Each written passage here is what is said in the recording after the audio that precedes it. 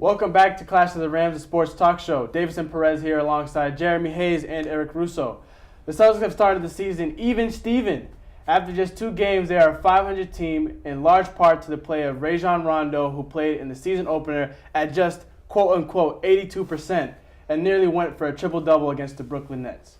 Rondo is currently 3rd in the league in assists behind Ricky Rubio and John Wall. Now, guys, I know it's been 2 games, and there's not really a big sample size, but what do we think about the Celtics going into this season? I think the most important thing, it appears that Rajon Rondo is all in with the Celtics for this year at least, which is great. I think this is a team that can make the playoffs with Rondo. The only problem is, as you were talking about, the assists. We know we can do that. We know he's led the league twice overall in the NBA in the past. But I'm worried about Jeff Green being the leading scorer with, right now, I think he's averaging like 17, which is good, but it's a shame that you don't have that all-star factor. It doesn't even necessarily have to be an all-star factor, but a guy who's going to get you points. I love the team basketball. I love what Stevens is doing with the team right now. But I don't know. It's going to be interesting going down the road. As you saw in the Rockets game, they had a tough time scoring. Definitely.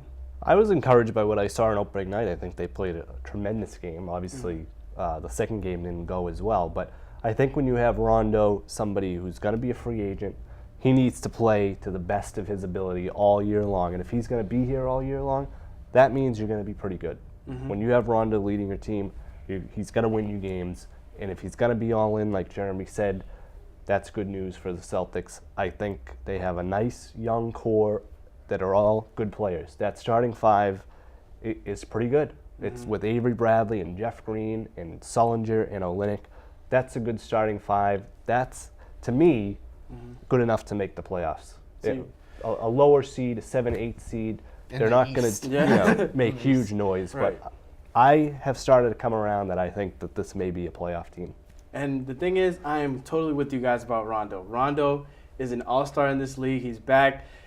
He really impressed me against the Brooklyn Nets as well. But what I'm very worried about is what I saw against the Rockets. When you go up against a team that has a legit big man, quote-unquote legit, in terms of Dwight Howard, it appeared to me during that game that nobody, Olynyk included, did not want any part of going in the post.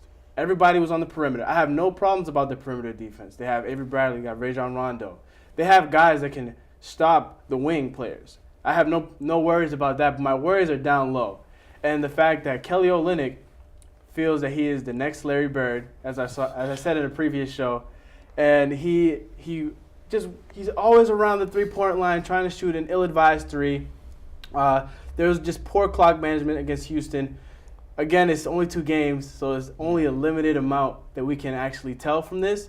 But I'm just worried about the defense on the front line. Well, that's been one of their issues ever since they traded Kendrick Perkins, is they do not have a legitimate center down low to play defense, and they still don't have it now. Sullinger and Olynyk are not traditional centers, so they don't have that guy who can go toe-to-toe with somebody like Dwight Howard. And on the other hand, like you said with the 3-pointers, on the other side of the floor, they have been promoting 3-point shooting. I've been reading about it all preseason, how everybody on the Celtics can shoot 3s. It doesn't matter who it is. So the big guys shoot 3s. Rondo wants to shoot 3s. Everybody wants to shoot 3s. That's their style. It's unorthodox as far as the big men go. But like I said, on the defensive side of the ball, they don't have that traditional center to play D down low. I think what you kind of nailed it on the head there, where offensively it's something like, all right, yeah, I like this whole team basketball atmosphere, but when you go back on defense, it's like a wake-up call of, oh yeah, wait a minute, we do need a true center for defense. I think that's just, it's really going to be a problem all year. I don't know if they're going to trade for a center down the road. I don't know if they want to risk that, honestly, like getting a guy in his final year, he's going to play like half a season then leave. So, I mean, they're kind of just bleeding through it, I think, the whole season, and they need to find ways to win. Yeah, they definitely do. It's going to be interesting to see what they do. Well, that's all the time we have for Celtics Talk. Stick with us for our next segment where we will play rapid-fire Q&A on various topics around the NBA.